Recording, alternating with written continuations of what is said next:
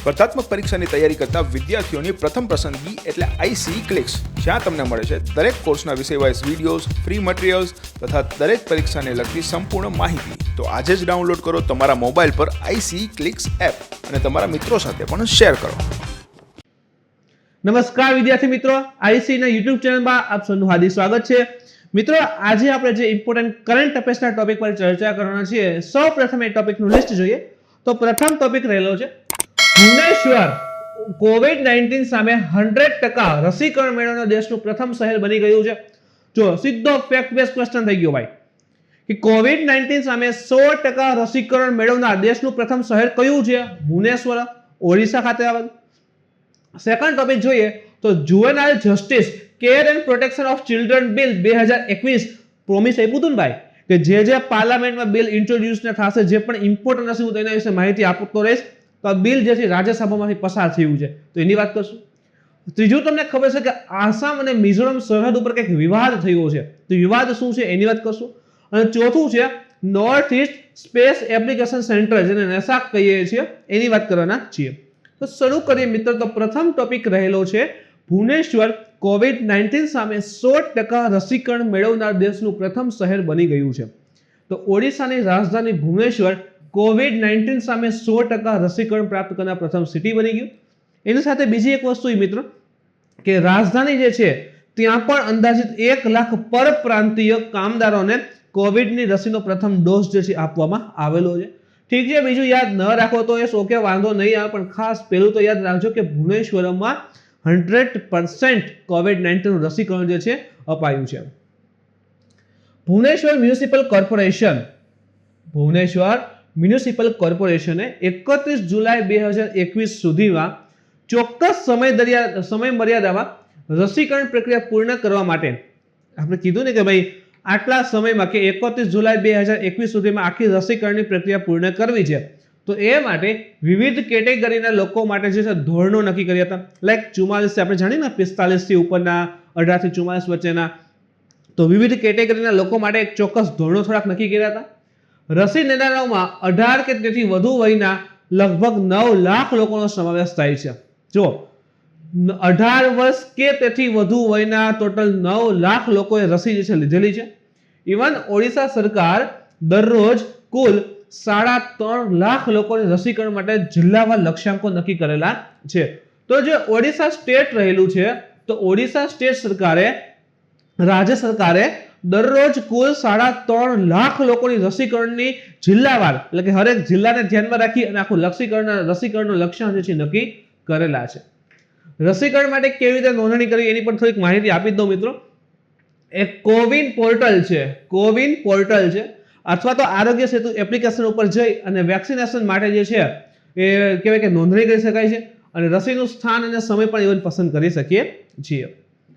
ભારતમાં વપરાતી રસી કઈ કઈ છે? ઢગલો વખત મેં કીધેલી છે, છતાં કહી દઉં છું, એક કોવેક્સિન છે. કોવેક્સિન તો કે ઇન્ડિયાએ આ બાયોટેક દ્વારા ઉત્પાદિત સરકાર સમર્થિત રસી છે અને એની અસરકારકતા જે છે એ 81% છે. બીજી વસ્તુ, એ 2 ડોઝમાં અપાય છે અને ડોઝ વચ્ચેનો અંતર જે છે અંદાજે 4 અઠવાડિયા રહેલો છે. અને જે કોવેક્સિન છે એ મૃત કોરોના વાયરસ હોય છે એમાંથી જ બનાવવામાં આવેલી છે. કોવિશિલ્ડ પણ અપાય છે. તો કોવિશિલ્ડ રસીનું ઉત્પાદન જે છે એસ્ટ્રાઝેનેકા દ્વારા કરવામાં આવે છે. સ્થાનિક સ્તરે કોવિશિલ્ડ જે છે એ સિરમ ઇન્સ્ટિટ્યૂટ ઓફ ઇન્ડિયા દ્વારા ઉત્પાદન કરવામાં આવી રહ્યું છે. તો સિરમ ઇન્સ્ટિટ્યૂટને યાદ રાખજો.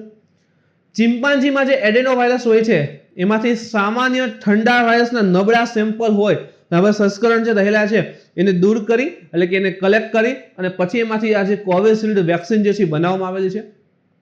આ વાયરસને કોવિડ-19 વાયરસ જેવો દેખાવા માટેમાં સુધારા પણ કરવામાં આવેલા છે. કોવિડ-19 ને લડી શકે માટે એને મોડિફાઈડ પણ પડેલ છે અને આને પણ 2 ડોઝમાં લાગુ કરવામાં આવે છે. કોવિશિલ્ડ પણ 2 ડોઝમાં અપાય છે. એના પછી સ્પુતનિક વી પણ અપાય છે. રશિયાની વેક્સિન છે. થોડુંક અહીં અપડેટ પણ છે, ધ્યાનમાં રાખજો કઈ વસ્તુ છે. વિકાસ તો મોસ્કોમાં, રશિયાની બરાબર કેપિટલ, તો મોસ્કોમાં Gamaleya research institute of epidemiology and microbiology દ્વારા કરવામાં આવેલો છે. તો કોને બનાવેલી છે? તો યાદ રાખવું હોય તો Gamaleya research institute of epidemiology and microbiology દ્વારા એનો વિકાસ કરવામાં આવેલો છે. સ્પુટનિક વી 2 ડોઝની વેક્સિન છે.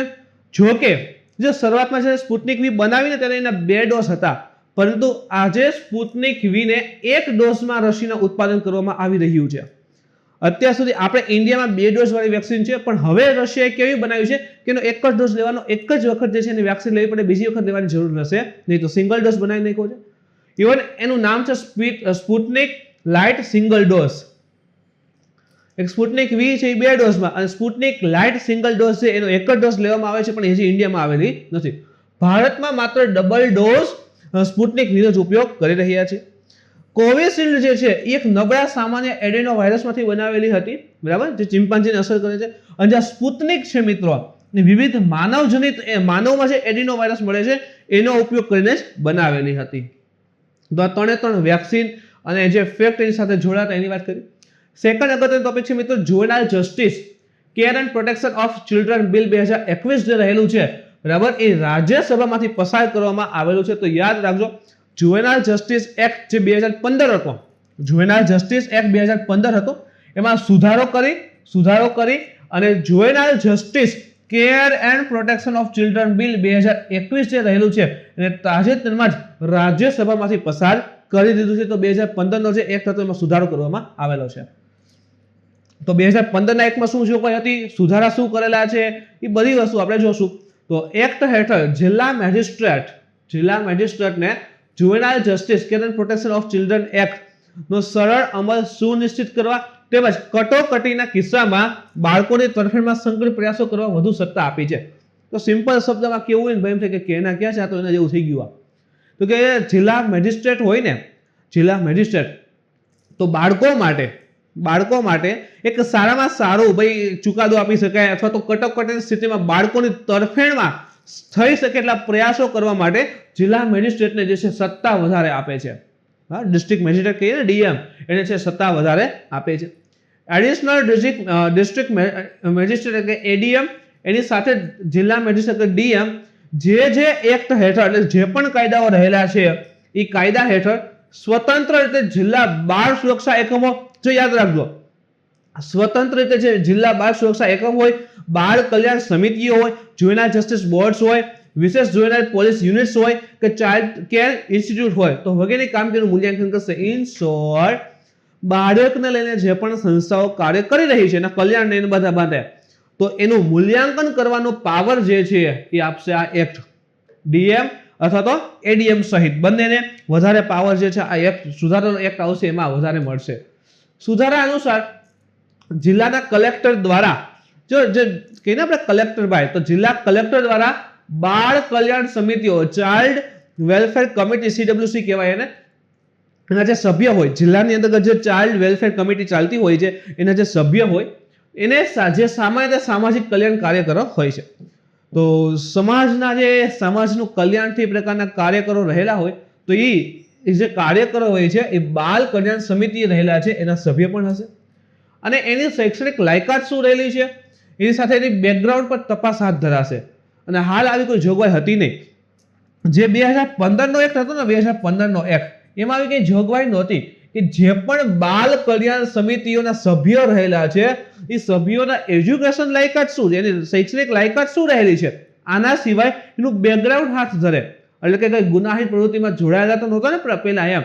તો 2015 માં એકમાં આવી કઈ જોગવાઈ નથી. જે હવે અત્યારે પાસ કરેલો છે તેમાં આ બધી જોગવાઈઓ આવશે. એક્ટમાં જિલ્લા કલેક્ટરને બાળ કલ્યાણ સમિતિના સભ્યોની સંભવિત ગુનાહિત પૃષ્ઠભૂમિની તપાસ કરવા પણ કહેવામાં આવ્યું છે. તો જે નવો એક્ટ રહેલો છે એમાં કીધેલું છે કે ભાઈ આ જે બાળ કલ્યાણ સમિતિ હોય જિલ્લા લેવલની, એના જે પણ સભ્યો રહેલા છે એનું બેકગ્રાઉન્ડ ચેક કરવું, ખાસ કરીને ગુનાહિત બેકગ્રાઉન્ડ, કે ક્રાઇમમાં ક્યાંય સંકળાયેલા હતા કે નહીં. અને એ સુનિશ્ચિત કરી શકાય કે નિમણૂક પહેલા, એટલે કે જે બાળ કલ્યાણ સમિતિ છે ને સભ્ય એને બનાવ્યા પહેલા એ સભ્ય સામે કોઈ બાળ શોષણ અથવા તો બાળ જાતીય શોષણનો કોઈ કેસ તો નોંધવામાં નથી આવ્યો ને, અને કદાચ એવા વ્યક્તિને તો સભ્ય નથી બનાવતા ને, તો આ બધો પાવર જે છે આ નવા એક્ટની અંતર્ગત એને આપવામાં આવશે ડીએમને, જિલ્લા કલેક્ટરને. બાળ કલ્યાણ સમિતિઓ માટે સંબંધિત જિલ્લાઓમાં તેમના કાર્યક્રમો વિશે જિલ્લા કલેક્ટરને નિયમિતપણે અહેવાલ આપવો પડશે. તો જે પણ આ બાળ કલ્યાણ સમિતિઓ ચાલી રહી છે, જે પણ આખા જિલ્લામાં કાર્યક્રમો કરી રહ્યા છે, જે પણ કામ કરે છે, તો એનો રિપોર્ટ જે છે નિયમિત રીતે કલેક્ટરને આપવાનો રહેશે. તાજેતરના સુધારા મુજબ જે ગુનાઓમાં મહત્તમ સજા 7 વર્ષથી વધુની કેદ છે, એવા ગુના કે જેમાં મહત્તમ સજા 7 વર્ષ વર્ષથી વધુ કેદ છે એટલે કે જેલ આપશે, પરંતુ કોઈ લઘુત્તમ સજા સૂચવવામાં આવી નથી. મેક્સિમમ કીધું કે 7 વર્ષ સુધીની કેદ, પણ મિનિમમ કેટલી કીધેલું નથી. અથવા તો 7 વર્ષથી ઓછી ન્યૂનતમ સજા આપવામાં આવી છે તેને કાયદા હેઠળ ગંભીર ગુનો તરીકે ગણવામાં આવશે. તો મેક્સિમમ 7 વર્ષની સજા હોય અને ઓછામાં ઓછી કેટલી 1 વર્ષ 2 વર્ષ 6 મહિના એ કંઈ સજેસ્ટ નથી કરેલું. તો આવી 7 વર્ષ સુધીની કેદ જેને આપવામાં આવશે એને ગંભીર ગુનો ગણવામાં આવશે આ કાયદાની અંતર્ગત. સુધારો મુજબ દત્તક લેવાના આદેશ, જેમ કે જો આ શા માટે જરૂરી હતું એની પણ વાત કરીએ તો COVID-19 ના સમયે ઘણા બધા બાળકોએ તેના માતા પિતાની છત્રછાયા ગુમાવી હતી. તો હવે આ બાળકો સાથે કોઈ અપરાધ ન થાય, એને પણ ન્યાય મળી રહે એ માટે ઓલરેડી પ્રધાનમંત્રી ચાઇલ્ડ કેર ફંડ ચાલે છે. આના સિવાય તો કે આ બધા એક્ટ પાવરફુલ થશે તો એને ભવિષ્યમાં કંઈ નુકસાન આવે નહીં. તો દત્તક લેવાના જે આદેશ છે, સુધારા મુજબ દત્તક લેવાના આદેશ હવે કોર્ટના બદલે જિલ્લા કલેક્ટર એટલે કે એડિશનલ જિલ્લા મેજિસ્ટ્રેટ સહિત ઇવન એડીએમ સહિત બરાબર છે એના દ્વારા જાહેર કરવામાં આવશે. તો હવે દત્તક લેવાની પ્રથા કોના પાસે, તો કે જિલ્લા કલેક્ટર અથવા તો જે એડીએમ કહીને એડિશનલ ડિસ્ટ્રિક્ટ મેજિસ્ટ્રેટ એ પણ જાહેર કરી શકશે. મહત્વ શું કે આ ફેરફારો દ્વારા જિલ્લા જે મેજિસ્ટ્રેટ રહેલ છે, ડીએમ કહીએ આપણે, એને વધુ સત્તા આપેલ છે, વધારે જવાબદારી આપી, વધારે પાવર આપી દીધો. અને આનાથી જિલ્લાના સ્તરે નિયંત્રણ અને સંતુલન સહિત બાળકોને સલામતીમાં શું થશે, વધારો આવશે. આપણે જોયું ને કે ભાઈ જવાબદારી આપેલી છે હવે અને જવાબદારી આપી દેવામાં આવે છે, તો જવાબદારીમાં શું થાય છે, વધારો થયો છે. તો એ કલેક્ટરની જવાબદારીમાં વધારો થશે એટલે નિભાવશે તો બહુ વ્યવસ્થિત રીતે, તો એ રીતે નિભાવશે બહુ વ્યવસ્થિત રીતે એટલે બાળકોની સલામતીમાં શું થશે, વધારો થશે. અને દેશમાં દત્તક લેવાની પ્રક્રિયાને પણ વેગ મળશે. Juvenile justice care and protection of children act 2015, એમાં કીધું ને કે 2015 ના એક્ટમાં સુધારો કરેલ છે. તો 2015માં શું જોગવાઈ હતી? જુવેનાઇલ ઓફેન્સ એક્ટ અને juvenile justice care and protection of children act 2000 ને પ્રસ્થાપિત કરવા. તો જો સમજો, juvenile justice care and protection of children act 2000, તો 2000 સાલમાં જે એક્ટ આવેલો હતો એને પ્રતિસ્થાપિત એની બદલેમાં થોડા સુધારો કરી અને 2015માં આ એક્ટ રજૂ કરવામાં આવ્યો હતો અને તાજેતરમાં ફરી 2015માં સુધારો કરી અને 2021 એક્ટ જે છે રજૂ કરવામાં આવેલ છે. આ 2000 ને પ્રતિસ્થાપિત કરવા માટે juvenile justice care and protection of children act 2015 જે છે સંસદમાં રજૂ કરવામાં આવ્યો હતો અને પછી પસાર થયો હતો. તો 2000 નો કાયદો હતો એમાં સુધારો 2015માં એટલે સંસદમાંથી પસાર કર્યો અને 2015 નો જે એક્ટ છે હજી એને પાવરફુલ બનાવવા સુધારો કરવા 2021માં પાછો ઇન્ટ્રોડ્યુસ થયો અને અત્યારે રાજ્યસભામાંથી ઓલરેડી પસાર થઈ ગયો છે. કાયદા હેઠળ ગુના નક્કી કરતી વખતે કાયદાનું ઉલ્લંઘન કરનાર, ગુનો જ્યારે નક્કી થાય છે એ સમયે કાયદાનું ઉલ્લંઘન કરનાર જો 16 થી 18 વર્ષની વયનો જૂથના કિશોરો પણ પુખ્ત વયના તરીકે કાર્યવાહી કરવાની મંજૂરી આપવામાં આવી હતી. તો જે 2015 નો એક્ટ છે એમાં શું કીધું કે જ્યારે ગુનો નક્કી કરે છે અથવા તો કાયદાનું ઉલ્લંઘન કરનાર 16 થી 18 વર્ષની વય જૂથના કિશોર પર પુખ્ત વય તરીકે જ કાર્ય કરવાની મંજૂરી આપેલી હતી. કે 16 થી 18 વર્ષનો જો કોઈ કિશોર હોય તો એ પણ એઝ પુખ્ત વયનો વ્યક્તિ જ ગણી અને જે કાયદા તરીકેની કાર્યવાહી થઈ છે એ મુજબ કરવામાં આવશે એવી મંજૂરી 2015 ના એક્ટથી મળેલી છે. ગુનાની પ્રકૃતિ અને કિશોર પર સગીર અથવા તો બાળક તરીકે કેસ ચલાવવા અંગે નિર્ણય લેવાનો અધિકાર જુવેનાઇલ જસ્ટિસ બોર્ડને આપવામાં આવ્યો હતો. તો 2015 એવું કીધેલું હતું કે આજે બાળક તરીકે કેસ ચલાવો કે એક બાળક તરીકે ગણવું કે પછી એને કિશોર તરીકે ગણવું એમ, તો એનો જે અધિકાર હતો એ નિર્ણય લેવાનો અધિકાર જુવેનાઇલ જસ્ટિસ બોર્ડને જે છે આપવામાં આવેલો છે. ખાસ કરીને જે 2012માં દિલ્હી ગેંગરેપ થઈ છે નિર્ભયા, તો ઇવન લાસ્ટ કોન્સ્ટેબલ પૂછેલો પ્રશ્ન છે કે કઈ સાલમાં, તો કે 2012માં. તો 2012માં જે દિલ્હી ગેંગરેપ થયો એના પછી આ જોગવાઈ પર વધુ ભાર મૂકવામાં આવ્યો હતો. દિલ્હી ગેંગરેપના કિસ્સાની અંતર્ગત એક આરોપી હતો ને એ 18 વર્ષથી થોડો ઓછી ઉંમરના હતા, એ ઓછી ઉંમરનો હતો, તેથી તેના ઉપર કિશોર તરીકે કેસ ચલાવવામાં આવ્યો હતો. વધુમાં આ કાયદા હેઠળ સેન્ટ્રલ એડોપ્શન રિસર્ચ ઓથોરિટી, દત્તક લેવાને રિસર્ચ ઓથોરિટીની જે વૈધાનિક સંસ્થા છે એને પણ દરજ્જો આપવામાં આવે છે. કાયદાથી બનેલી સંસ્થા તો એને પણ દરજ્જો આપ્યો અને એના કાર્યોને અસરકારક રીતે હાથ ધરવા માટે વધુ સક્ષમ બની શકશે. કાયદાકીય રીતે માન્યતા આપી દીધી છે તો એને જે કાર્ય હોય વધારે સારી રીતે નિભાવી શકશે.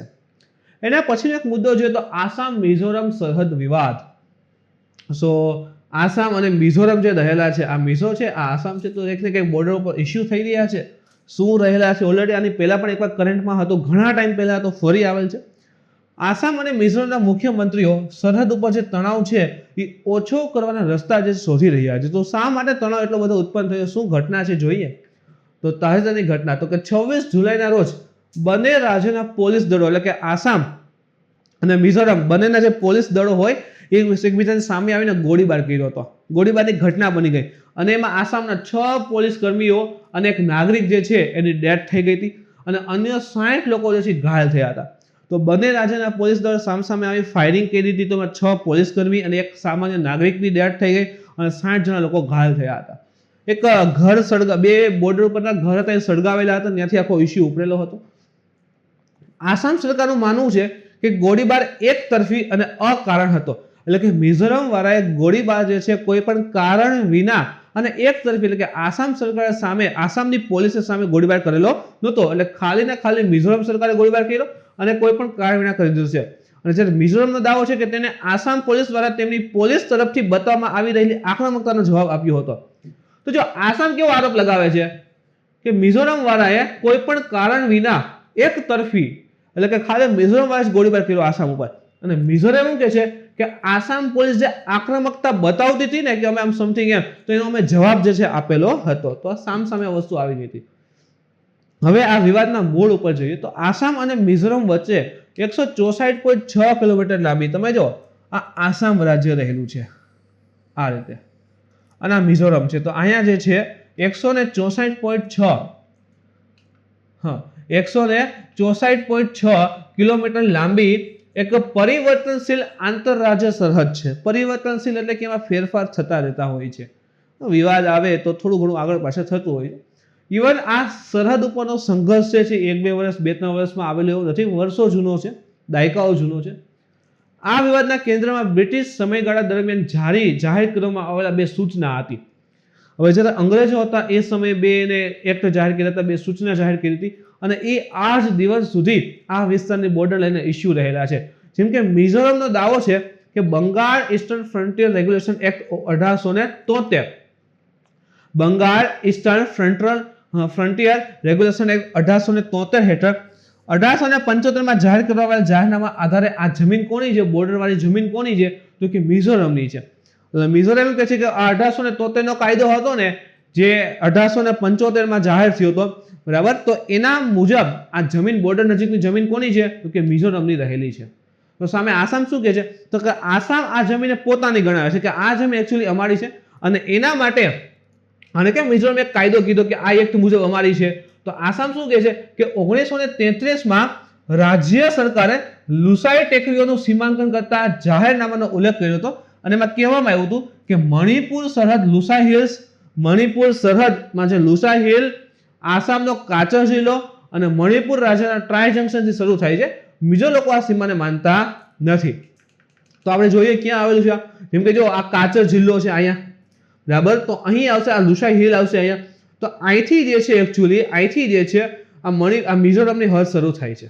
અહીંથી એકચ્યુઅલીમાં મિઝોરમની હદ શરૂ થાય છે. આ ટ્રાય જંકશન રહેલું છે, 3 ભેગા થાય છે. પણ આ મિઝોરમના લોકો જે છે એને એઝ અ સરહદ માનતા નથી કે ના આ વિસ્તાર એકચ્યુઅલી અમારો જ છે, આ આગળનો વિસ્તાર અમારો રહેલો છે. તો મોટો એક ઇસ્યુ છે. આસામ એમ કે તમારો વિસ્તાર ત્યાંથી શરૂ થાય છે અને મિઝોરમ વાળા એમ કહે છે કે અમારો વિસ્તાર હજી આગળ રહેલો છે એઝ પર એક્ટ. અને આની પાસે ભાઈ પુરાવો તો છે જ કે 1933માં જે લુસાઈ ટેકરીઓનું સીમાંકન કરતો જાહેરનામું હતો એમાં આનું ઉલ્લેખન કરેલું હતું કે ભાઈ મિઝોરમ જે છે આ જગ્યાએથી કે જ્યાં લુસાઈ ઇન્સોકર ટ્રાય જંકશન રહેલું છે ત્યાંથી શરૂ થાય છે, પણ મિઝોરમ આ સીમાંકનને સ્વીકારતા નથી. આવી ઘટનાની અસર તો કે 26 જુલાઈની ઘટના બાદ આસામના સ્થાનિકોએ હવે જો આ ઘટના ઘટી ગઈ 26 જુલાઈ એટલે આસામના જે લોકલ લોકો હતા એને શું કર્યું, મિઝોરમને જોડતો એકમાત્ર રેલવે ટ્રેક હતો એ ઉખાડી નાખી દીધો, એટલે રેલવેની કનેક્ટિવિટી તૂટી ગઈ. આના સિવાય નેશનલ હાઈવે નંબર 306 હતો એને અવરોધિત કરી દીધો, એટલે કે બંધ કરી દીધો. તો આનાથી મિઝોરમથી આવતા જતા જે પણ પ્રવાસી હતા, નાગરિકો હતા, માલ સામાન હતો, એ બધાને શું છે કે ઇફેક્ટ આવવા લાગી છે. જરૂરિયાત તો કે બંને રાજ્યો વચ્ચે હવે શું કરવું જોઈએ એમ, તો બંને રાજ્યો વચ્ચે સૌહાર્દપૂર્ણ ઉકેલ માટે સુપ્રીમ કોર્ટનો સંપર્ક કરવો જોઈએ. અધરવાઇઝ કેન્દ્ર સરકારે સીધી દેખરેખ હેઠળ એક CRPF central reserve police force એના દળો દ્વારા આ વિસ્તારમાં પેટ્રોલિંગ અને દેખરેખ રાખવી જોઈએ જેથી કરીને આવી ઘટના ઘટે નહીં અન્ય વખત. અને જે આ રોડ રસ્તા છે, ટ્રેન છે, ફરી શરૂ થઈ જાય. પરિસ્થિતિને વધુ વણસથી અટકાવવા માટે સંવેદનશીલ સંદેશાઓને પોસ્ટ કરવાનું ટાળવું જોઈએ. જોઈએ ને આપણે સોશિયલ મીડિયા ખૂબ ખતરનાક સાબિત થાય આવી સ્થિતિમાં, કે એવા ખોટી પોસ્ટો લખીને શેર કરે, આમ છે ને તેમ છે, જેથી કરીને આખો વર્ગ હોય ઉત્સાહિત થાય અને આવી ગુનાહિત પ્રવૃત્તિમાં જોડાઈ જાય છે. તો એ બધું બંધ કરવું જોઈએ. સોશિયલ મીડિયાના પ્લેટફોર્મનો વિવેક રીતે ઉપયોગ કરવો જોઈએ, જેથી કરીને શાંતિ જળવાઈ જાય આ વિસ્તારમાં. ચોથો અગત્યનો મુદ્દો છે, એની સાથે સંલગ્ન છે, north east space application centre. એટલે તો સ્પેશિયલ સાથે રાખ્યા હતા, north east space application centre NESAC. તો કેન્દ્ર સરકારે north eastern space application centre નેસાકને આસામ મિઝોરમ બોર્ડર વિવાદ ઉકેલવા માટે અને કાયમી ઉકેલ પર આવવા સેટેલાઇટ ઇમેજરી દ્વારા રાજ્યની સરહદોને નકશો અને સીમાંકન કરવા કહેલું છે. તો જો નેસેક જે છે, north eastern space application centre, આ નેસ્ટારને કેન્દ્ર સરકારે, ભારત સરકારે એવું કીધું કે આસામ અને મિઝોરમની જે બોર્ડર પર વિવાદ ઉત્પન્ન થયેલા છે એનો કાયમી ધોરણે ઉકેલ લઈ આવો, જેથી કરીને ભવિષ્યમાં આવું થાય નહીં. અને એના માટે સેટેલાઇટથી છે ને ઇમેજ કરવો અને રાજ્યની સરહદોનો નકશો અને સીમાંકન કરવા આખું કીધેલું છે. તો આ નેસાક શા માટે ઇમ્પોર્ટન્ટ છે યાદ રાખજો. હવે નેસાક વિશે માહિતી મેળવી તો 2005માં સ્થપાયેલા north eastern space application centre NESAC, જે DOS છે, ડિપાર્ટમેન્ટ ઓફ સ્પેસ, એની અંતર્ગત ઇસરો પણ આવ્યો. તો DOS ની અંતર્ગત અને એક નોર્થ ઇસ્ટર્ન કાઉન્સિલ છે, એની સંયુક્ત પહેલ રહેલી છે.